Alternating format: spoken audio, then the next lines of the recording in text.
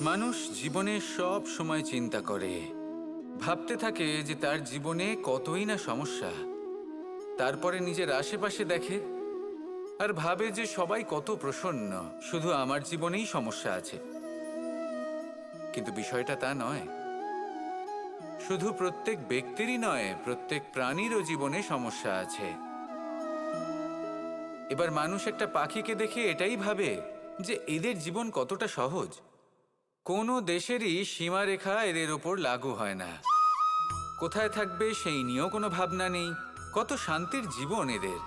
তারপর সে একটা পিঁপড়েকে দেখে আর এটা ভাবে কি অসাধারণ, এদের তো সারা জীবনই মাটির উপরেই অতিবাহিত হয়, খাবারটাও মাটিতেই পেয়ে যায়।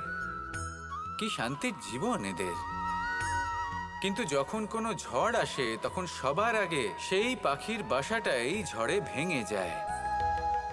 এই পাখি যে শাখাতেই গিয়ে বসে পড়ুক, তাদের উপর সবসময় সংকট থাকে যে ওপর থেকে কোনো বড় পাখি এসে তাদের উপর প্রহার না করে, তারা নিজেদের প্রাণ না হারায়। আর যদি কথা বলি পিঁপড়েকে নিয়ে, এদের উপর সবসময় সংকট থাকে যে কোনোভাবে বাতাস বা জল এদের ভাসিয়ে না নিয়ে যায়, কোনো প্রাণী ওকে পা দিয়ে পিষে না দেয়, এই পিঁপড়ে পিষ্ট হয়ে না